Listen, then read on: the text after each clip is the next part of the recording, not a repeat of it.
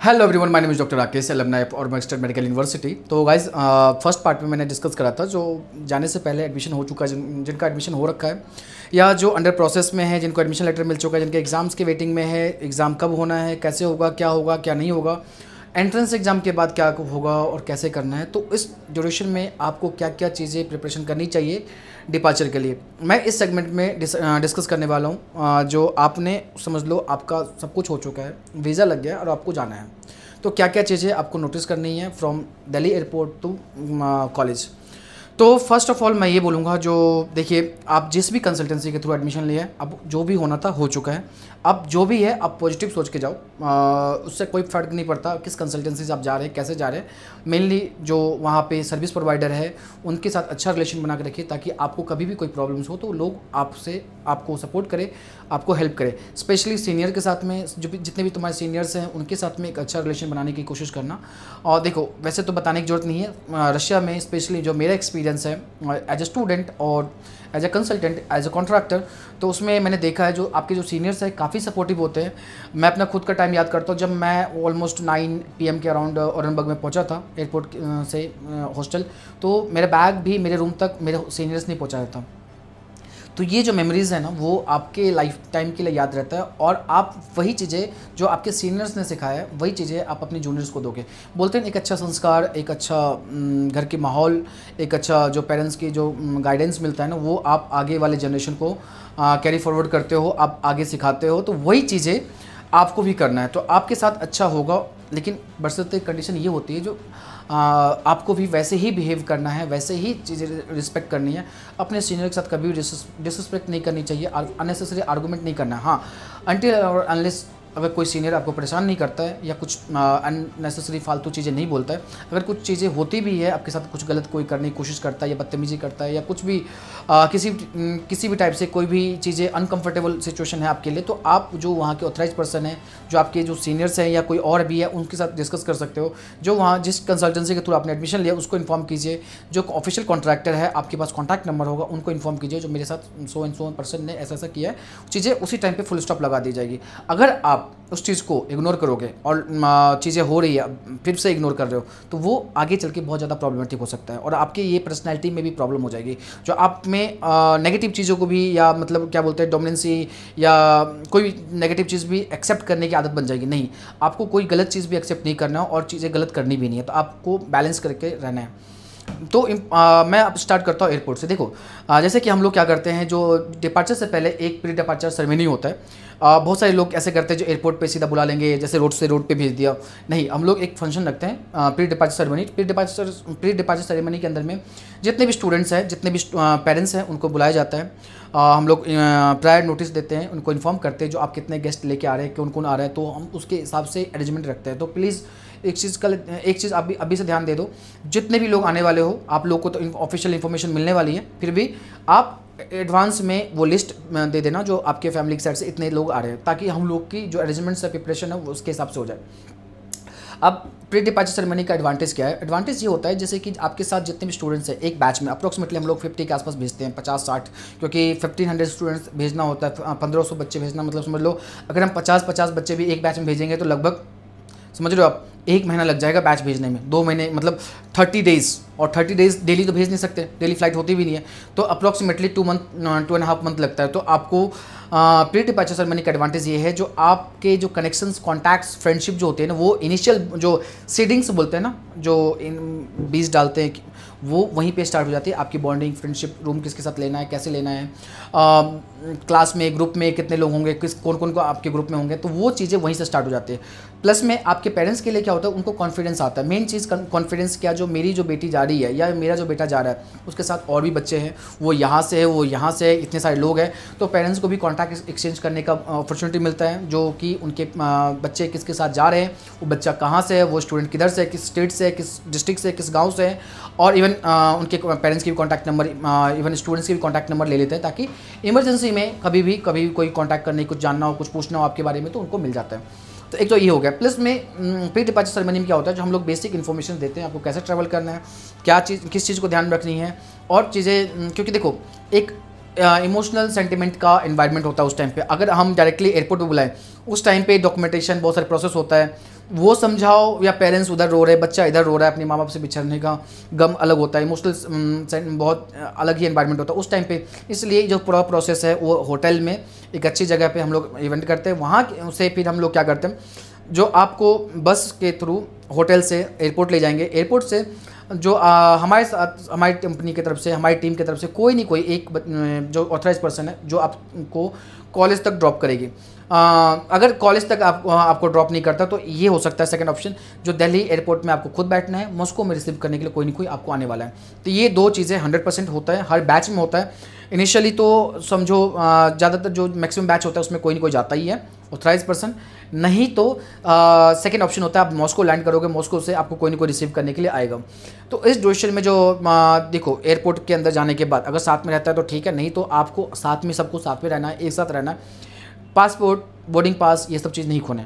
आपको लग रहा होगा कौन ही बेवकूफ़ होगा जो पासपोर्ट और बोर्डिंग पास छोड़ देता होगा, लेकिन है आपके ही 50 बच्चों में से, आपके ही उस ग्रुप में कोई ना कोई ऐसा होगा, किसी का पासपोर्ट छूट गया, किसी की बोर्डिंग पास छूट गई, किसी का कुछ भी छूट गया। देखो एक और चीज़ बता दूं मैं आपको, ये नॉर्मल है, इसको भी एबनॉर्मल समझने की कोशिश मत करो, क्योंकि मोस्ट ऑफ जितने भी जो जा रहे हैं फर्स्ट बैच में, अप्रॉक्सीमेटली आप लोगों में से 80% स्टूडेंट ऐसे होंगे जिनकी फर्स्ट टाइम हो गई इंटरनेशनल फ़्लाइट।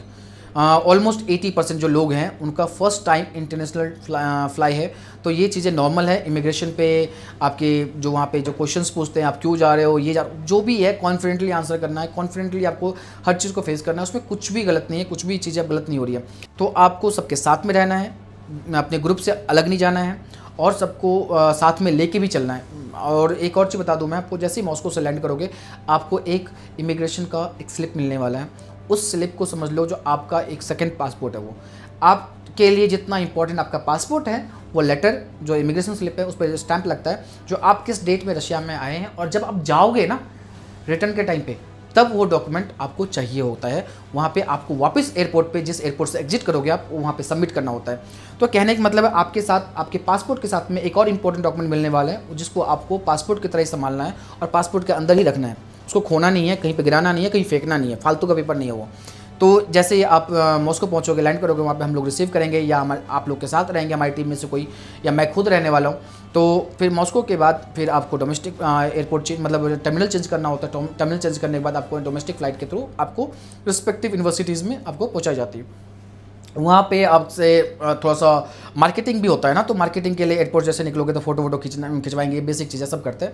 और नहीं करेंगे तो फिर आप जैसे लास्ट ईयर के फ़ोटो देख के आप लोग आए हो, अगले साल की इस साल की फ़ोटो देख के नेक्स्ट ईयर बच्चे आएंगे। तो वहाँ पे फोटो सेशन के बाद आप लोग बस में बैठोगे, बस में बैठने के बाद आप कॉलेज पहुँचोगे, वहाँ पर आपका प्रॉपर रूम अलॉटमेंट होगा। वो जो ड्यूरेशन है प्री डिपार्चर से लेके, देखो बहुतों का तो फ्रेंडशिप ऑलरेडी हो गया होगा। प्री डिपार्चर से लेके जो कॉलेज पहुंचने तक बहुत सारे फ्रेंड्स बन जाते हैं। फिर वो उसके अकॉर्डिंग ही डिसाइड कर लेते हैं एयरपोर्ट पे ही, वेटिंग एरिया में भी, लेओवर जो होता है उस टाइम पे भी, भाई मुझे तेरे साथ रूम लेना है, ऐसा ऐसा। तो आपको वहाँ पे चीज़ें क्या बोलते हैं, पहले से आप ग्रुप बना लेते हो, मुझे इसके साथ रूम लेना है। हाँ कुछ रह जाता है फिर उसको हम अपने हिसाब से डाल देते हैं। तो आपकी रूम अलॉटमेंट वहीं पे होती है। उसके बाद रूम अलॉटमेंट के बाद आप रूम में जाओगे, फिर मेस का खाना मिलेगा, खाना खाओगे, एंजॉय करोगे। 2-3 दिन आपको वहाँ पे रेस्ट करने का टाइम मिलता है, घूमने का टाइम मिलता है। आपके जो सीनियर्स हैं वो आपको मार्केटिंग मतलब शॉपिंग कैसे करना है, या जाना कहाँ पे, शॉप्स कहाँ पे, खरीदना क्या है, जो वहाँ की इंपॉर्टेंट लोकेशंस हैं वहाँ पे लोग घूमने जाते हैं, बताते भी नहीं बच्चे। ये गलतियाँ नहीं करनी आपको, चाहे कभी भी जाओगे इनिशियली 5-7 डेज, जब तक आपको कुछ भी नहीं पता, आप एक बार इन्फॉर्म करोगे अपने सीनियर्स को, जो मैं इनके साथ ऐसे ऐसे ऑथराइज पर्सन के साथ जा रहा हूँ। क्योंकि उसमें भी बहुत सारी चीज़ें होती है, जो कोई सीनियर्स आपके साथ में ज़्यादा पैसा खर्च करवा लिया, या क्या बोलते हैं आपको लैंग्वेज नहीं पता, आपके साथ ज़्यादा पैसे चार्ज कर लिया, इस चीज़ का उस चीज़ का, ये सब चीज़ होता है। एक और चीज़ मैं आपको बता दूँ, देखो इस पूरे ड्यूरेशन में ना आपको करेंसी की ज़रूरत नहीं है, रूबल की या डॉलर की ज़रूरत नहीं है। तो दिमाग बैठा लो, बहुत फालतू में लोग बच्चे प्रेशर बनाते हैं, जो मुझे रूबल चाहिए, क्या करोगे भाई। मुझे एक चीज़ बताओ, तुम दिल्ली एयरपोर्ट से लेके कॉलेज तक में तुमने क्या कर लिया, पैसे का क्या है यूज़। तुम्हें वहाँ पे रिसीव करने के लिए लोग आ रहे हैं, लेओवर मतलब ज़्यादा होता नहीं है, इंटरनेशनल फ्लाइट में खाना मिलता है, डोमेस्टिक फ्लाइट में तुम्हें खाना मिलता है, तो पैसे की जरूरत क्या है। और यहाँ पे करेंसी एक्सचेंज काफ़ी एक्सपेंसिव होता है। इससे बेटर कि आप अपने पैसे अपने अकाउंट में लेके जाइए और वहाँ पे जाके एक्सचेंज करवा लो, अच्छा रेट भी मिलेगा, ज़्यादा पैसे भी मिलेंगे, तो नुकसान किस बात का है। बाकी आप लोगों की मर्जी, आपको जैसा करना है आप यहाँ भी एक्सचेंज कर सकते हैं, यहाँ पे भी हो जाएगा, लेकिन पैसे और करेंसी की ज़रूरत नहीं है। कैश बिल्कुल भी कैरी नहीं करना। और एक और चीज़ मैं बता दूं, अगर ये वीडियो आप लोग नहीं देख रहे हो तो बहुत रिग्रेट करने वाले हो, क्योंकि मैंने देखा है, हर साल देखा है, जो 40-50 हज़ार, 10 हज़ार, 20 हज़ार इंडियन करेंसी लेके जाते लोग कैश, और फिर बोलते भैया क्या करें इसका, फिर वो बोलता उसको ना अंदर से रख दो। फिर वही 2-4-5 महीने के बाद न्यूज़ आता है कि किसी ने चोरी कर लिया, किसी ने कुछ कर लिया, क्योंकि इतना अननेसेसरी कैश कैरी करने की जरूरत नहीं है। और आपके पैसे जो इंडियन करेंसी है वो वहाँ पे यूज भी नहीं होने वाला, ना बैंक एक्सेप्ट करने वाले, ना आप कहीं पे इसको यूज़ कर सकते हो, कुछ भी नहीं हो सकता। आपको वो सारे पैसे नेक्स्ट ईयर के रखना होगा।